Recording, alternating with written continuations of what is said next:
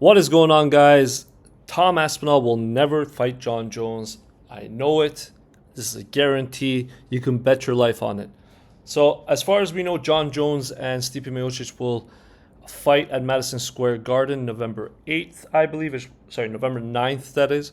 And obviously, this is a huge pay-per-view. It is in Madison Square Garden. So, the UFC's putting, all their chips on this fight. And I don't know who the main card will be or who the undercard will be, but just this fight alone is going to be enough to sell, I believe. Now, that being said, I just want to preface this by saying that I'm a huge fan of Tom Aspinall. I think he's the most deserving. I think he deserves this shot. I think that if you want to watch Jon Jones beat up old man Miocic, there is something wrong with you. Maybe you're sick, or maybe you know something I don't know. Who knows? Maybe Miocic actually somehow beats Jon Jones and Dana White's head explodes. But in this reality, Jon Jones probably takes out Miocic within the first 2 rounds. I wouldn't be surprised if he does just as easy as a job on him as he did against Gane. But here are the reasons why I don't believe this fight will happen.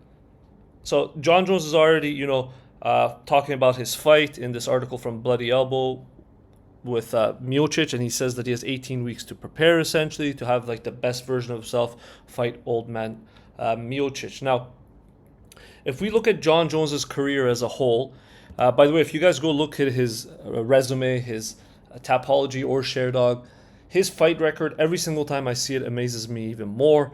I become a bigger Jon Jones nut hugger as an athlete. Not as a person, but as an athlete, you got to give the guy his dues.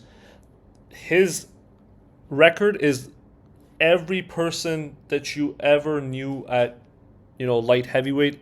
Any famous person, minus maybe Chuck Liddell and Tito Ortiz, is on that list, and he's beat them all, which is absolutely crazy. So his last fight against Cyril Gane was March 4th, 2023. Obviously, he got injured afterwards. I believe he had a torn pectoral, and that sidelined him for the past year. But the fights prior to that, Reyes, Santos, Smith, Gustafsson, and Cormier, he did fight, 4 or 5 times within around 3-year period, but that is still not that active. And he wasn't as old as he is now. Jon Jones is like 37 years old. So obviously, when he beats Stipe, he's going to need some time off. So let's say November 9th, they fight. I don't think Jon Jones returns back to the octagon for at least 3 to 4 months if he chooses to come back. Now, you're telling me that Aspinall during this 5-6 month hiatus for Jon Jones, at best case, is just going to hang around. I'm certain that they'll, have him fight somebody else. And the funny thing is, I think the UFC will have him defend his interim title for as many times as possible while Jon does what he does. So I think Aspinall somehow fights Volkov. Volkov's on a win streak. I wouldn't be surprised if they give him Volkov again. He has a win over Volkov, but it sucks to be Tom Aspinall right now.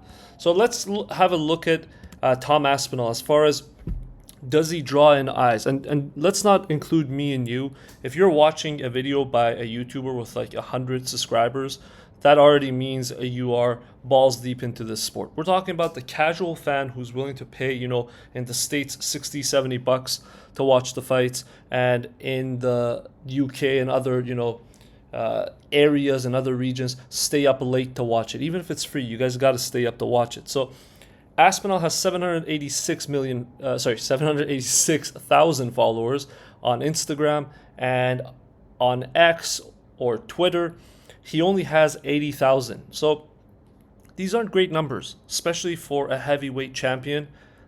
He's not doing that good. Now, he is new, he is young, he's not very obnoxious or rambunctious or anything that would draw eyes. So he's getting there, but less than 1 million on Instagram is pretty low in my personal opinion. So this is one of the other reasons why the UFC would never have him fight Jon Jones. Like, how are you going to promote that? Yeah, I'll pay for it. I'll definitely pay for it. That's a great fight. I think he's deserving. Let him fight. But who else is willing to pay?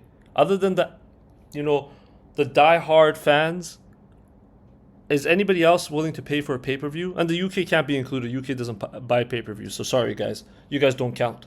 Next slide, guys. This is another issue.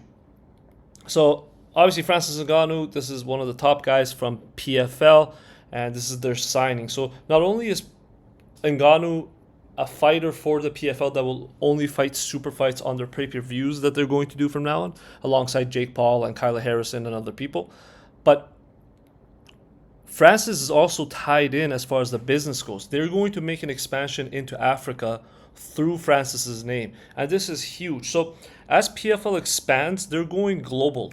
So yeah, they're not going to have the same reach as the UFC or the same brand recognition, but what they're going to do is now they have, regular PFL, they have PFL Europe, PFL MENA, which is in the Middle East, and PFL Africa, which they'll expand into next year. And I think they're going to do PFL Japan and China, or PFL Asia, something like that as well, they were saying. So obviously the UFC sees that the man who left the UFC, Francis, with the heavyweight title, the guy that Dana says, Jone Jones would absolutely destroy, if Jone Jones goes and loses to Aspinall, that whole story goes out the way.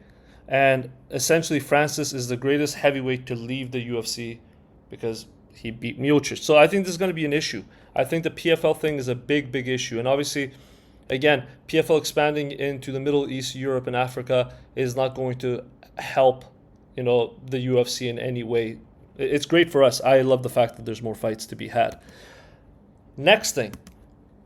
Who's John supposed to fight then? Okay, because I'm saying he's not going to fight Aspinall. I'm certain of this. Okay, so if Aspinall's not there, there's a rocking chair. I hope you guys like that because I don't know what retirement would look like. I just assume a rocking chair because I've seen my granddad do that. But so you got a rocking chair, which means retirement, or you can fight Alex Pereira. How about that? How about the former middleweight champion of the world? How about the former or the current light heavyweight champion of the world? How about one of the baddest men on the planet? And guess what? Jone Jones will probably take Alex down very easily and will probably finish him very easily.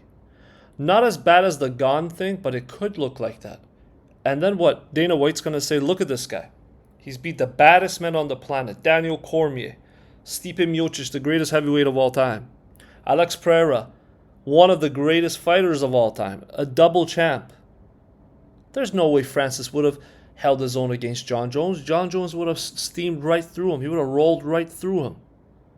That's the agenda that Dana White and the UFC, Hunter Campbell, Ari Emanuel, and every one of those guys has. They don't want to give Francis, the credit. And by giving Aspinall a deserving title shot, what they're doing is they're risking the guy, and that is Jone Jones. So I definitely think it should be Alex Pereira, and if you look at the numbers, it makes sense. 5 million followers on Instagram and 180,000 followers on X. The man can't even speak English, and look at the followers on X. This is where you type stuff. So he's really just, that's the Portuguese fans. The Portuguese speaking fans, rather. The Brazilian, but the Portuguese speaking fans. Alex Pereira is a superstar. He has the aura. Something that Aspinall right now doesn't have. And it doesn't mean that he doesn't deserve the title shot. Again, I reiterate, Tom Aspinall is the most deserving guy for that title shot. If I'm Dana White, that is the fight I'm doing.